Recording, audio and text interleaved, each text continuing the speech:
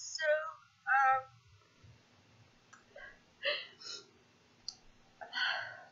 this is more of a journal type thing. I'm a little depressed right now. Mainly because of the pain that I'm in. I'm been trying to get the house ready to move, and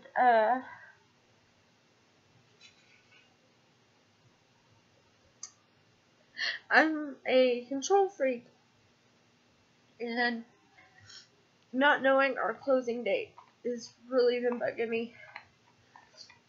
And so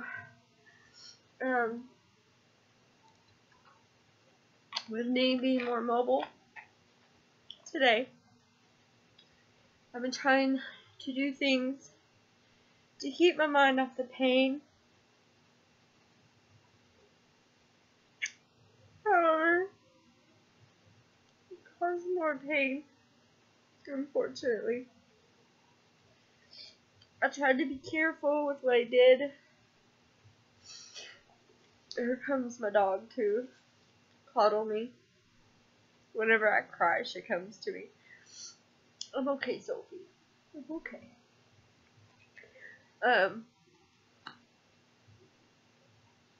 Whenever I get depressed,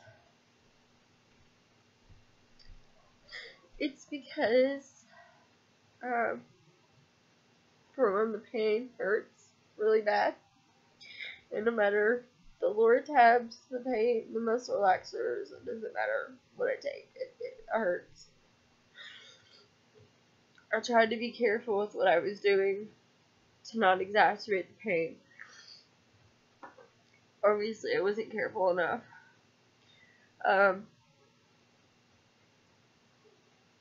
And it all just kind of hit me. It does sometimes. And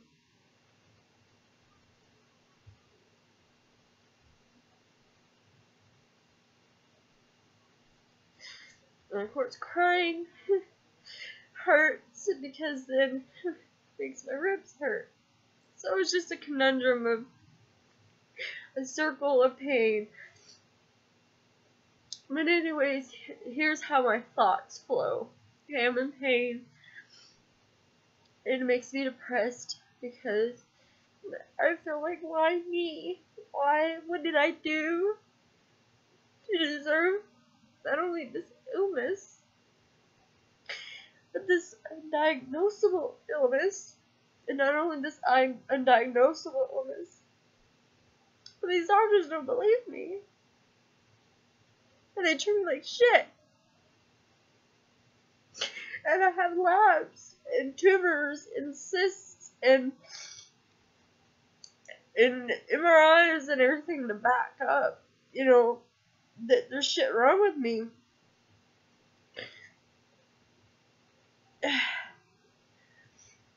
But still,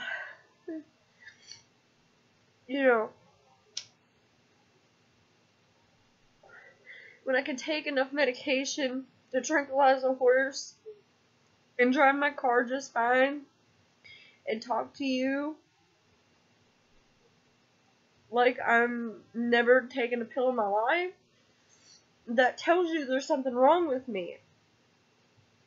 But yet, some of these doctors just treat me like I'm stupid, and that hurts, and that just replays in my head, like, why? Why did I have to get sick and spend the majority of my 20s sick with this illness that's unbelievable and undiagnosable? And I try not to have self-pity, because I know there's others out there suffering much, much worse than I am.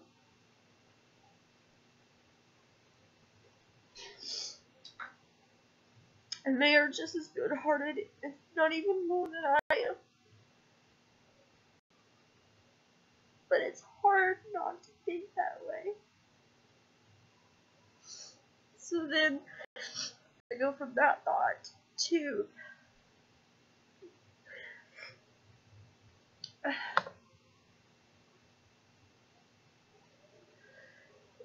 you know,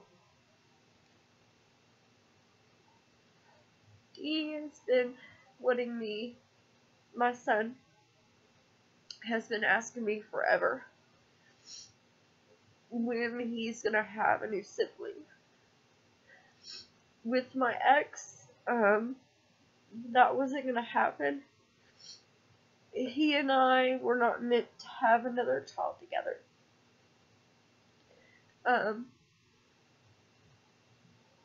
But I want more children.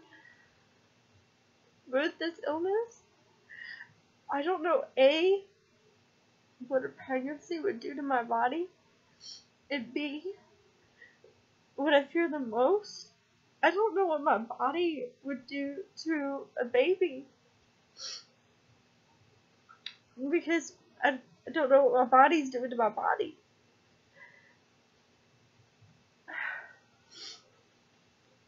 You know, most days I can suck it up and deal with the pain. So, when people say, well, you know, pregnancy would wreak havoc on your body, I'm like, you know what, it would almost be worth it to me. But my fear is like, what would my body do to that fetus? I don't want to know.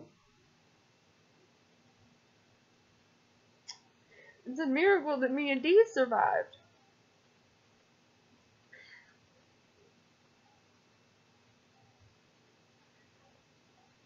So, you know, in the Mayo Clinic, even though I tried not to put my hopes, I tried not to get my hopes up. I really thought the Mayo Clinic was supposed to fix me.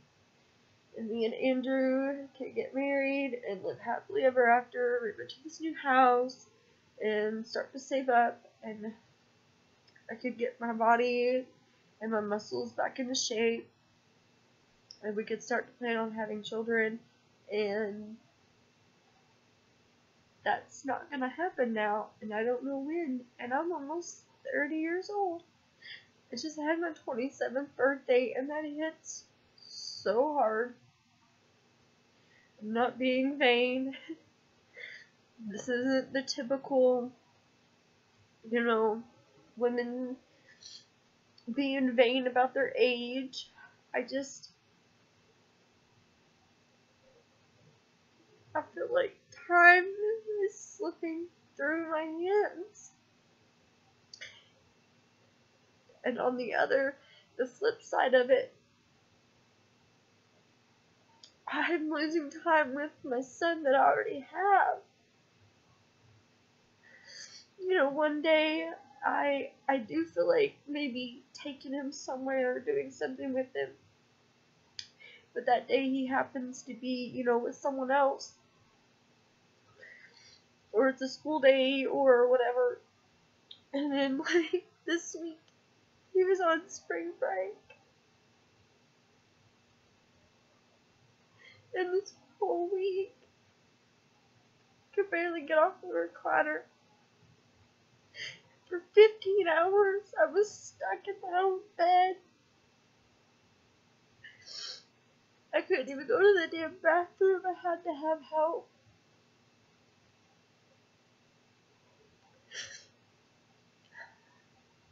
I don't mean to sound pathetic or pitiful. It just sometimes this shit just really gets to me. This is the depression I'm talking about.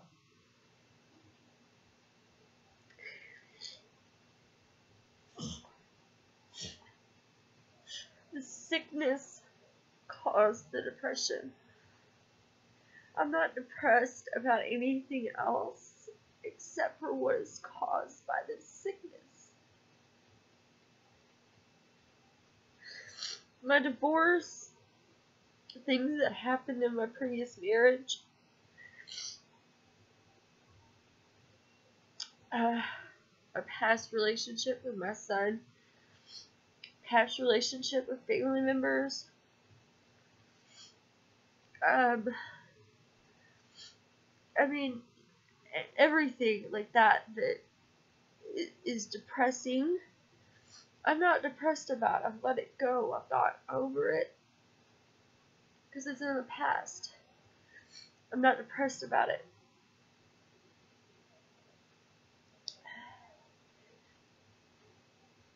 Because I don't have clinical depression. I'm depressed about this, about the repercussions of the sickness, about the effects that this sickness is causing. And not just on my body.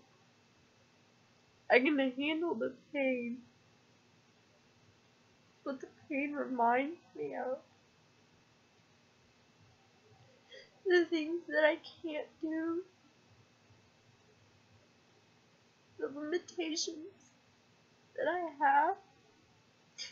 My therapist told me that I have to accept my limitations.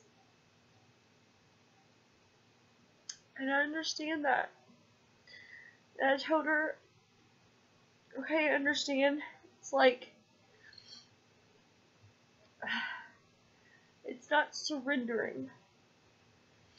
It's retreating to formulate a new plan to attack again. And she said, yeah, you could look at it that way.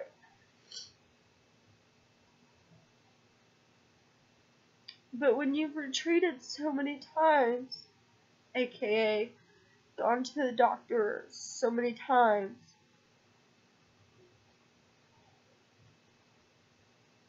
to look at the sickness in so many different ways and try to overcome it in so many different ways, every so often you just get to a point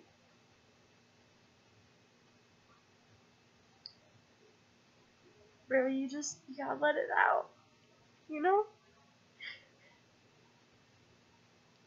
It just builds up sometimes.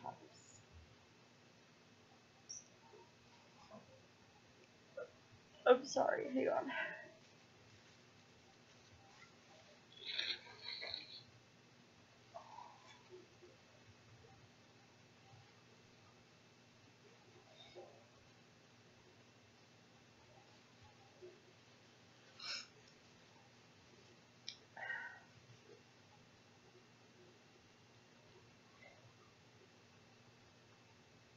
I'm tired of relying on pain medication and muscle relaxers, plural, just to do the simplest of everyday things. And I mean the simplest. That is going to the bathroom, changing clothes, taking a shower, getting myself something to eat,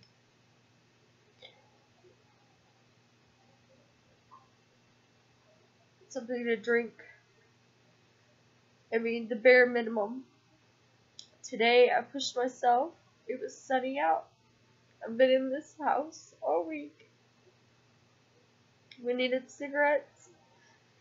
So I decided I was going to go ahead and drive to Louisville and enjoy the sunshine. And it felt so good to be out. And for a while I was so happy.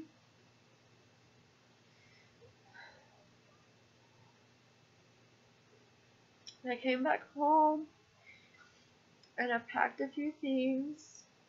Just like I sat in a chair and I put the office supplies in a box. It was a very light box. I carried it into the other room.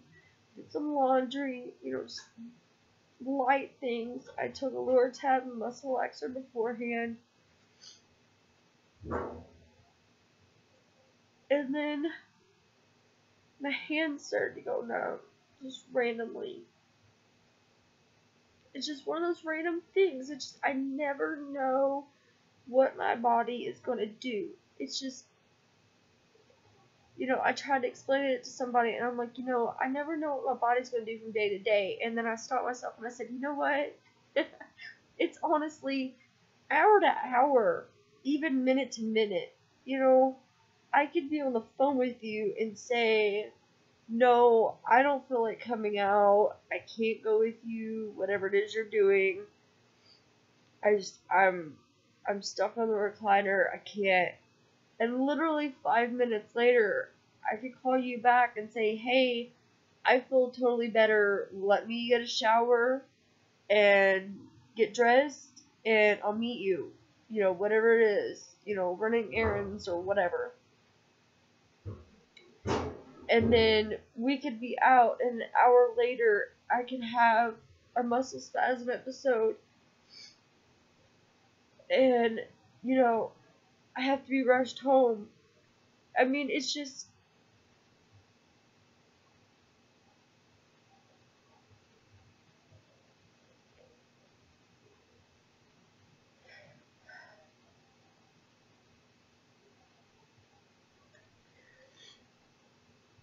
I was always told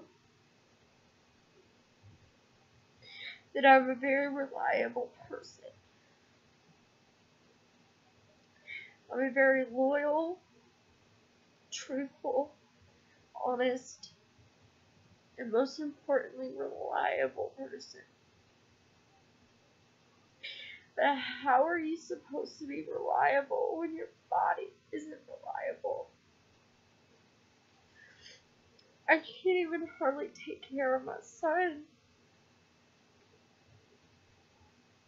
And he's 9.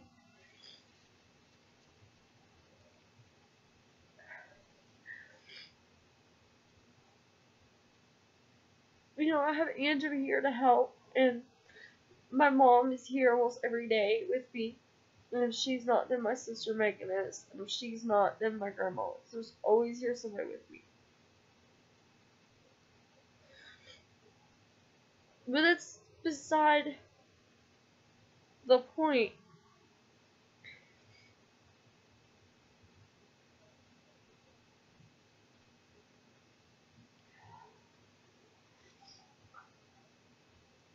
I want, I want to be able, like this whole week, he was off of school, and most days it was warm.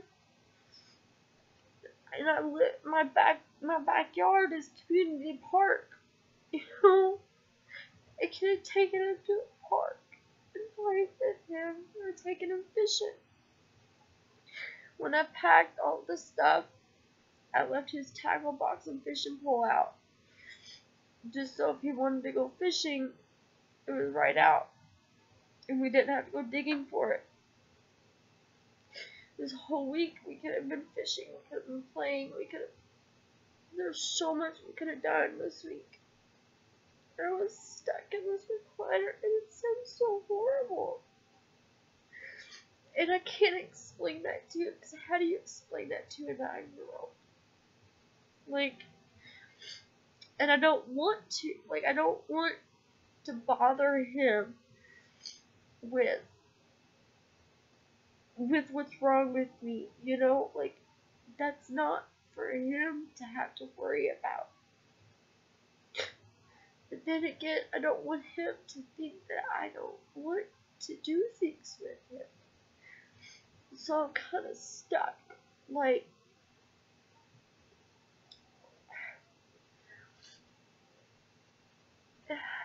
I could have had him this whole week, and we could have spent so much time together. Because I even told him when he's here, we're moving out this week. You can make as much noise as you want. I don't care about the neighbors anymore. They can knock on the ceiling all they want. I don't care. Because that's one thing he hates about being over here, is that he has to stay still because the neighbors downstairs don't like us to make too much noise. Well, when you live in a downstairs apartment, you have to be aware and be okay with some noise from your upstairs neighbors. My upstairs neighbors make noise all the time, around the clock, nonstop. If it's not the humans, it's the dogs. And never once have I complained. And it's literally 24/7. And I mean literally. I'm not using the word literally excessively. I literally mean literally. It's 24/7. Never once have I complained because knowing that I am in the middle floor, I knew that there's going to be noise from upstairs. The downstairs neighbor will complain if my son walks too heavy at 2 o'clock in the afternoon.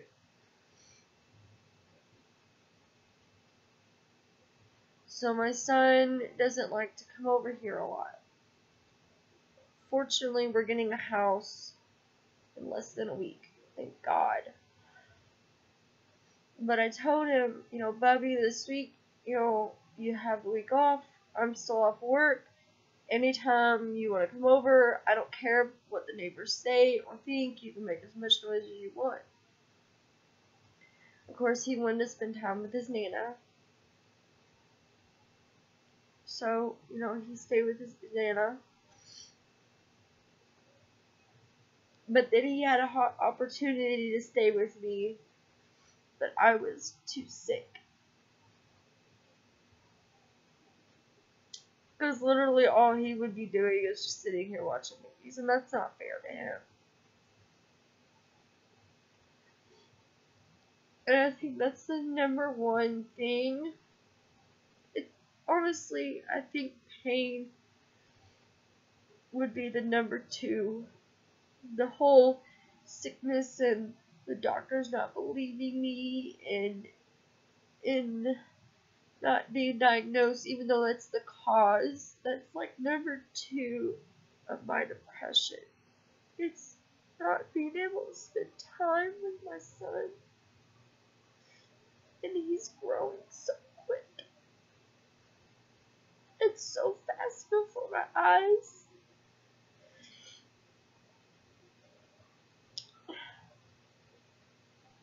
And 9-year-old boys, I want to spend time with them. You gotta be doing some sort of activity. I mean, unless it's near bedtime, you're not gonna be able to get them to sit down and watch a movie. You gotta be outside riding bikes or skating or something. You can't just sit down and watch a movie.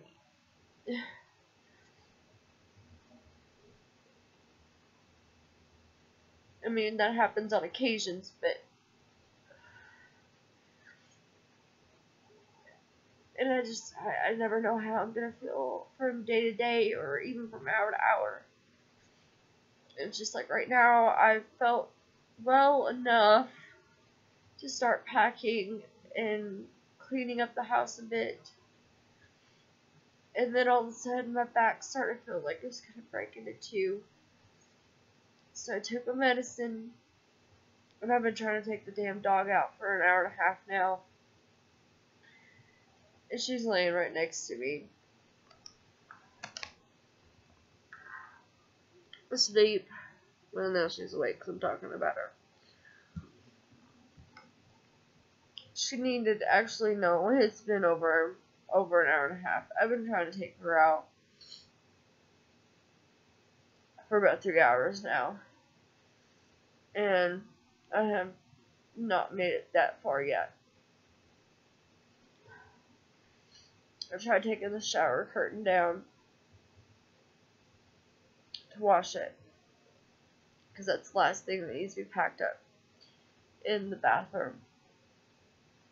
Not the liner, just the curtain. And before I did it, my hands were starting to go numb. So I was like, okay, well, I just need to hurry up and do it before they go even more numb. Well, as I'm standing there That's when I started getting depressed. I'm just like, stop. Just stop it. And then my feet started going numb. I'm like, are you fucking kidding me? Andrew's dead asleep in the other room. He hadn't slept all day. He's like knocked out. If I fall off this tub and it hit my head or something, he's not gonna wake up. And I'm just sitting there just trying to hurry up and get it done. And I'm thinking, oh my god, if I fall, I won't be discovered until morning or something, and I'm gonna be dead.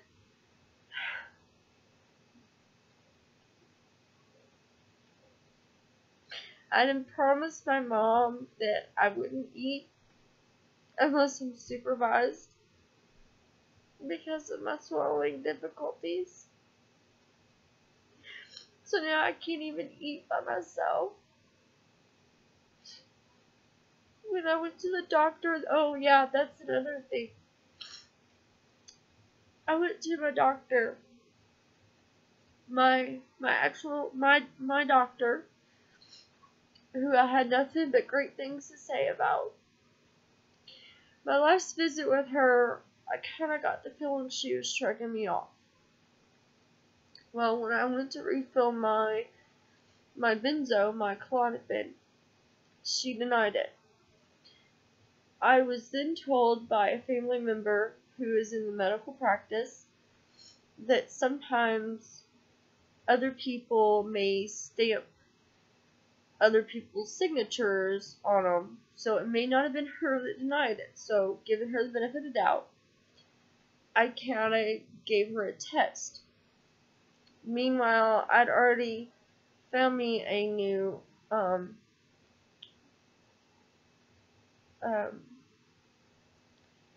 general practitioner, just in case. But I needed to go to her anyways because I thought maybe I had a UTI, because from holding my urine for so long, waiting on people to help me to the bathroom. And I wanted to catch it because last time I had a UTI for a year, and it took several antibiotics to get rid of, and finally I had to be on Keflex for a month to get rid of it, and it was bad. So that was my main reasoning for going. Well, meanwhile, the Mayo Clinic called me and said that they found possibly a benign tumor in my right abdomen, which is what I had surgery for in 2010. At the time, I didn't know it was a benign tumor. At the time, I thought it was a hernia. And when they did the surgery, they just said that they found a bunch of scar tissue. And they did not test the scar tissue to find out what it was. They did not look to see where it came from or anything. Sorry. If I pause the video to blow my nose, it'll stop it, and then I'll have to make a whole new one.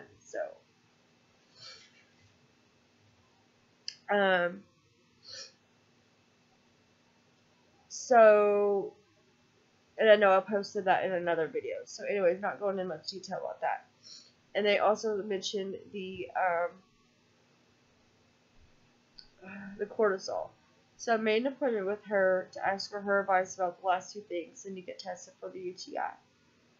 When I went to her and I was explaining to her everything, I now understand I had just taken a tab. So I was kind of rambling and saying things, kind of spewing. Mom was with me and asked her if there was any possible way she could do a direct admit and go ahead and put me in the hospital and have doctors test me and figure these things out and stuff, because she was worried about me choking and everything, because at the time right before that visit, when I had swallowed some food, I felt it go all the way down, and it hurt really bad.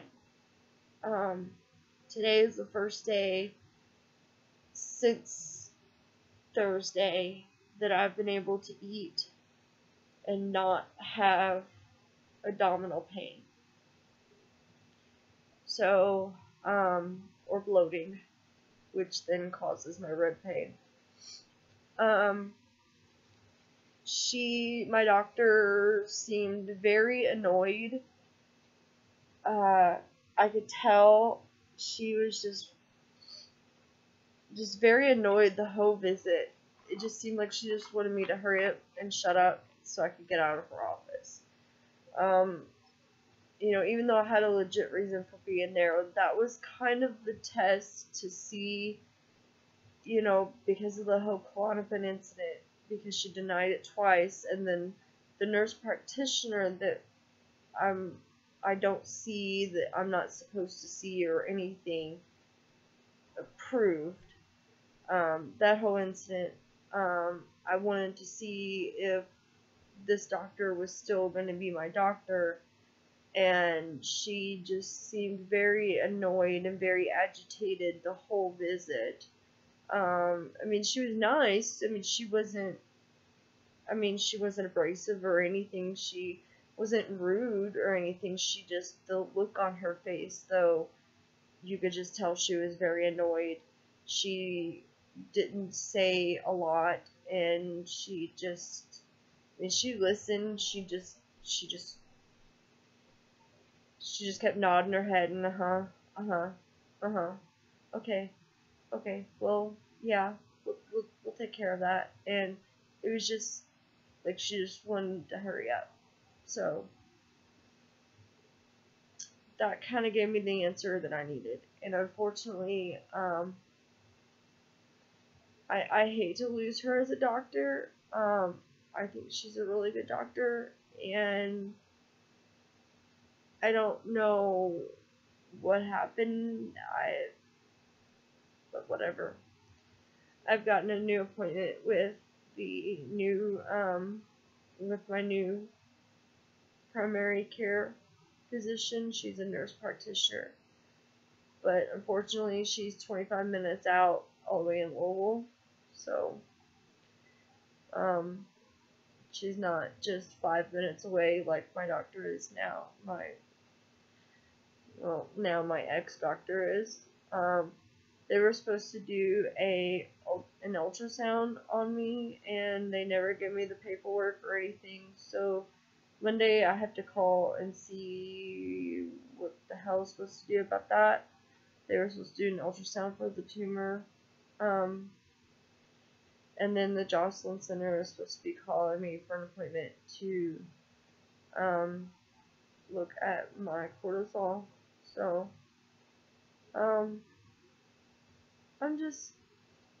so now it's another doctor that, I've got to catch her up on everything and tell her everything that's been going on, and, and I've got to feel her out. It's pretty much, I've got to interview her pretty much nonchalantly and see what she's like. And I'm just so tired of going through doctors. Like, I'm not making this shit up. You can see my labs. You can see my radiology reports. You can see, I didn't go out and buy a $180 wheelchair for nothing. I didn't go out and buy a $20 cane for nothing. I didn't go out and buy a $20 heart monitor for nothing. I didn't go out and buy I think it was like a $45 bath chair for nothing.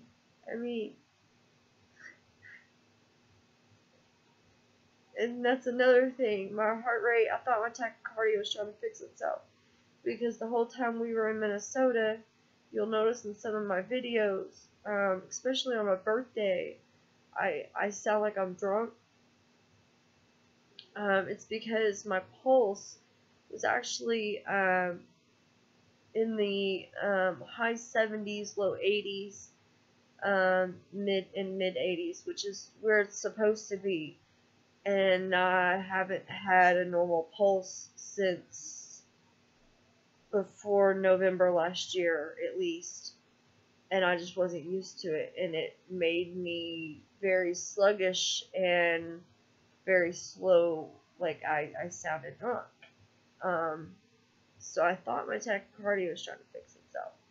However, today, my pulse at rest has been around, on average, I'd say 113, and standing up, just standing up, not doing anything, has been between 130 and 150. After doing laundry, and I mean, like, not folding, not doing it, like, literally just taking the clothes out, putting them in the basket, and then taking the clothes from the washer to the dryer. I checked my pulse, and my pulse was 165. So I've been trying to, after each activity, take a break, and it's just, this is why I'm depressed. Because I'm going through this, and the only support I have is my family, and I feel like I'm a burden, and everybody keeps telling me I'm not. Okay, I'll accept that. But I need these doctors to understand what I'm going through and help me and fix me. Because once I'm fixed, I can go back to work, which is driving me nuts. Because I hate that Andrew is working his ass off to pay these bills, and we're barely treading water. And he's having to pay for everything. And, you know, I hate that for him. And then he has to come home and take care of me. And do things around the house that I can't whenever I can't do them.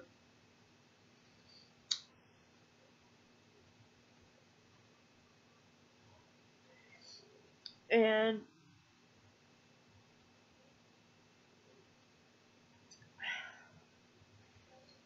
I mean, I need to get back to work. It's driving me nuts, not working.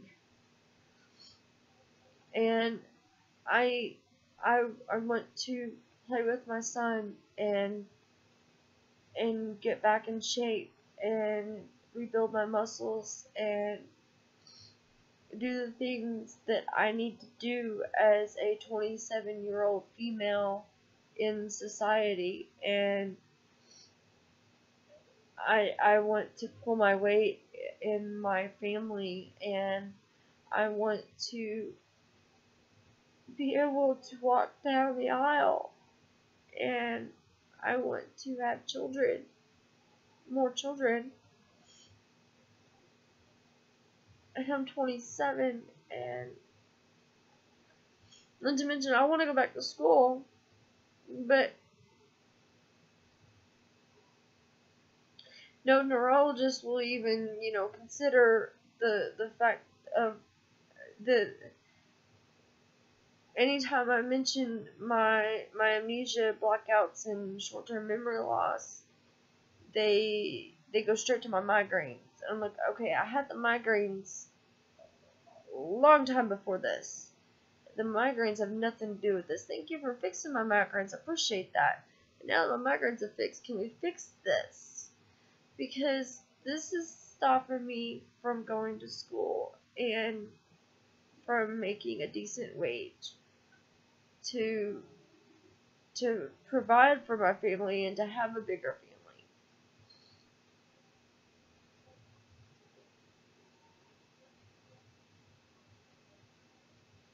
So this is why I'm depressed. Not because of a chemical imbalance. I was re-diagnosed I'm not manic depressive bipolar disorder. I have borderline manic disorder, which I and my therapist told me I do very well at controlling or coping with. I do not have clinical depression. I have environmentally induced depression. My sickness caused my depression, and it's not even the pain and the sickness that really... I've been sick for 2 years, and I was fine until it got worse, and around Christmas, when I found out that I had the tachycardia and the medication wasn't working, and the cardiologist wasn't listening to me, that's about whenever I started getting depressed, because then I realized I wasn't going to be going back to work for a while. And this sickness was going to get worse, and doctors weren't going to listen to me. And I've gotten a lot more depressed since I've gotten back from the Mayo Clinic, because that was supposed to fix me. And instead, I got an asshole neurologist that didn't listen to a fucking word I said, and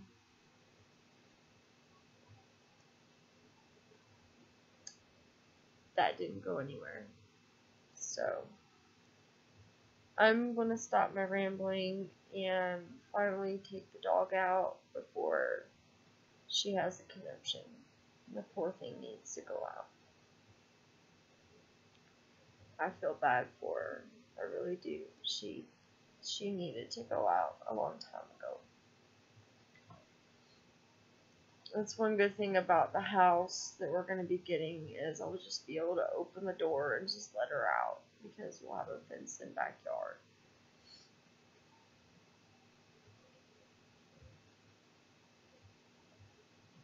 So, guess that's the end of this diary entry for now. I feel better now that I've let that out. So, got some upcoming appointments coming up. I'll let you know about those when they happen.